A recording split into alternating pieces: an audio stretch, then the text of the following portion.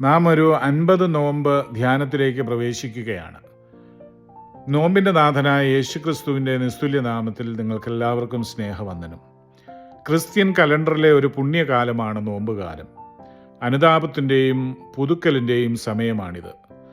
നോമ്പുകാലം ആത്മീയമായി വളരുന്നതിനും നമ്മുടെ വിശ്വാസം ബലപ്പെടുത്തുന്നതിനും ദൈവഹിതവുമായി നമ്മുടെ മുൻഗണനകൾ പുനഃക്രമീകരിക്കുന്നതിനും കൃതജ്ഞതയും സേവനവും നിറഞ്ഞ ഒരു ഹൃദയം വളർത്തിയെടുക്കുന്നതിനും നമ്മെ പ്രേരിപ്പിക്കുന്നു. നോമ്പുകാല ആചരണങ്ങളിൽ വൈവിധ്യമുണ്ടെന്നാൽ ഇതിൻ്റെ സാരാംശം ഒന്നേ ഉള്ളൂ: ഇത് പരിവർത്തനത്തിൻ്റെ പാതയാണ്. ചില സുഖസൗകര്യങ്ങൾ സ്വയം നിഷേധിച്ചുകൊണ്ടും തീക്ഷ്ണമായ പ്രാർത്ഥനയിൽ മുഴുകിക്കൊണ്ടും മറ്റുള്ളവരിലേക്ക് സ്നേഹം വ്യാപിപ്പിച്ചുകൊണ്ടും ക്രിസ്തുവിൻ്റെ ത്യാഗത്തിൻ്റെ ആത്മാവിനെ നാം ഉൾക്കൊള്ളുന്നു. നോമ്പുകാലത്തിൻ്റെ ഉദ്ദേശം സ്വയ അച്ചടക്കം, പ്രാർത്ഥന, ഉപവാസം, ജീവകാരുണ്യ പ്രവർത്തനങ്ങൾ എന്നിവയിലൂടെ നമ്മുടെ ദേഹാത്മ ശരീരങ്ങളെ ദൈവത്തിന് ഇഷ്ടമുള്ള ഒരു യാഗമായി സമർപ്പിക്കുന്നതാണ്.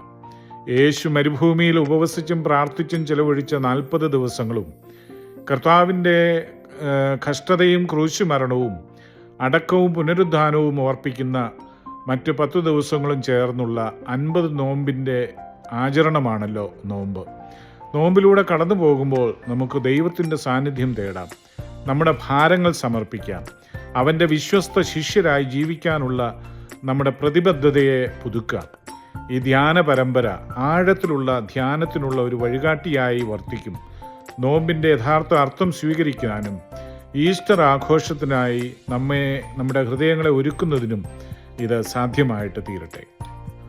നോമ്പിലെ ആദ്യ ദിനമായ ഈ ദിനം ധ്യാനത്തിനായിട്ട് തിരഞ്ഞെടുത്തിരിക്കുന്നതായിട്ടുള്ള വേദഭാഗം വിശുദ്ധ യോഹന്നാൻ എഴുതിയ സുവിശേഷം 2-ാം അധ്യായം 1 മുതൽ 11 വരെയുള്ളതായ വാക്യമാണ്.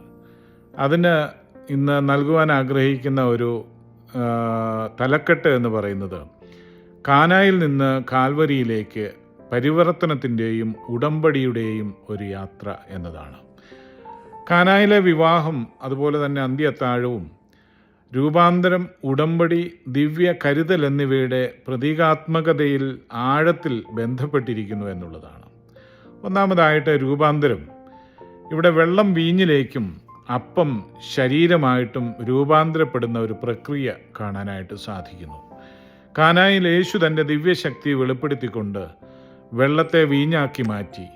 അന്ത്യ അത്താഴത്തിൽ അവൻ പെസഹ ഭക്ഷണത്തെ ഒരു പുതിയ ഉടമ്പടിയാക്കി മാറ്റി തൻ്റെ ശരീരവും രക്തവും അർപ്പിച്ചു എന്നുള്ളത് നമുക്ക് കാണാൻ സാധിക്കും.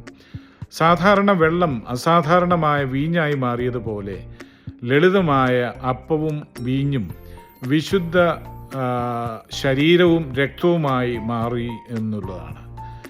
ഇവിടെ ഒരു പുഴു ചിത്രശലഭമായി മാറുന്നത് സങ്കല്പിക്കുക. അത് അതേ സൃഷ്ടിയാണ്, പക്ഷേ പൂർണ്ണമായും പുതിയ ഒരു രൂപത്തിലേക്ക് അത് മാറുന്നു. അതുപോലെ നാമും അവന് കീഴടങ്ങുമ്പോൾ ക്രിസ്തു നമ്മുടെ ജീവിതത്തെ പുതിയ അനുഭവമാക്കി അതിനെ രൂപാന്തരപ്പെടുത്തുന്നു എന്നുള്ളതാണ്. ദൈവം നമ്മൾ കൊണ്ടുവരുന്നത് എടുത്ത് നമുക്ക് സങ്കല്പിക്കാൻ കഴിയുന്നതിലും അധികമാക്കി മാറ്റും എന്നുള്ളത് നമുക്ക് പ്രതീക്ഷിക്കാം.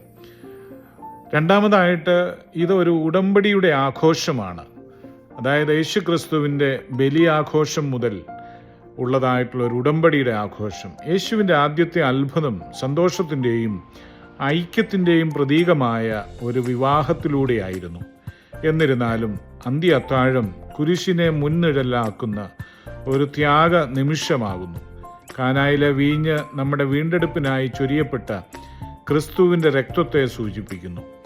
യിരെമ്യാവ് 31-ാം അധ്യായം 31-ാമത്തെ വാക്യത്തിൽ ഞാൻ ഇസ്രായേലിലെയും യഹൂദയിലെയും ജനങ്ങളുമായി ഒരു പുതിയ ഉടമ്പടി ചെയ്യും എന്ന് നാം കാണുന്നുണ്ട്. ഒരു വിവാഹ മോതിരം പ്രതിബദ്ധതയുടെ പ്രതീകമാണ്. അതുപോലെ വിശുദ്ധ കുർബാന ക്രിസ്തുവിൻ്റെ സഭയോടുള്ള നിത്യ പ്രതിബദ്ധതയുടെ ഒരു അടയാളമാണ്. മൂന്നാമത്തെ ഒരു ചിന്ത ക്ഷണം അല്ലെങ്കിൽ ഇൻവിറ്റേഷനാണ്. പങ്കെടുക്കുവാനുള്ള ഒരു ആഹ്വാനം നമുക്കിവിടെ ലഭിക്കുന്നു. അവൻ നിങ്ങളോട് പറയുന്നത് എന്തും ചെയ്യുക. യോഹന്നാൻ 2-ാം അധ്യായം അതിൻ്റെ 5-ാമത്തെ വാക്യം. എന്ന കാനായിലെ വിശുദ്ധ മറിയയുടെ വാക്കുകൾ അനുസരണത്തിലേക്കുള്ള ഒരു നോമ്പുകാല ക്ഷണമാണ്. യേശു ഇപ്പോൾ നമ്മെ അവൻ്റെ കഷ്ടപ്പാടിലും മരണത്തിലും പുനരുദ്ധാനത്തിലും പങ്കെടുക്കുവാൻ ആഹ്വാനം ചെയ്യുകയാണ്. കുരിശ് സ്നേഹത്തിൻ്റെ പാഠശാലയാണ് എന്ന് സെൻറ്റ് മാക്സിമിലിയൻ കോൾബെ ഒരിക്കൽ പറഞ്ഞിരുന്നു. അതായത് കുരിശ് സ്നേഹത്തിൻ്റെ പാഠശാലയാണ്. വിവാഹ വിരുന്നിലെ അതിഥികൾക്ക് ഏറ്റവും നല്ല വീഞ്ഞ് അവസാനം ലഭിച്ചതുപോലെ നോമ്പിൻ്റെ പരീക്ഷണങ്ങൾ സഹിക്കുന്നവർ ഉയർപ്പിൻ്റെ സന്തോഷം ആത്യന്തികമായിട്ട് ആസ്വദിക്കും എന്നുള്ളതാണ്. അതുകൊണ്ട് ഈ നോമ്പ് കാലത്ത് നാം ധ്യാനിക്കുമ്പോൾ കാനായിൽ നൽകിയ അതേ യേശു ഇപ്പോൾ തൻ്റെ ത്യാഗത്തിലൂടെ നമുക്ക് വേണ്ടി കരുതുന്നുവെന്ന് നമുക്ക് ഓർമ്മിക്കാം. അവൻ നമ്മുടെ ദുഃഖങ്ങളെ സന്തോഷമാക്കി മാറ്റുമെന്നും അവൻ്റെ രാജ്യത്തിൻ്റെ നിത്യവിരുന്നിലേക്ക് നമ്മെ നയിക്കുമെന്നും വിശ്വസിച്ചുകൊണ്ട് നമുക്ക് നമ്മുടെ ഹൃദയങ്ങളെ ഈ നോമ്പിലൂടെ ദൈവത്തിൻ്റെ സന്നിധിയിൽ ഒരുക്കാം. അതിന് ദൈവം തൻ്റെ പരിശുദ്ധാത്മാവ് മൂലം നമ്മെ സഹായിക്കുമാറാകട്ടെ.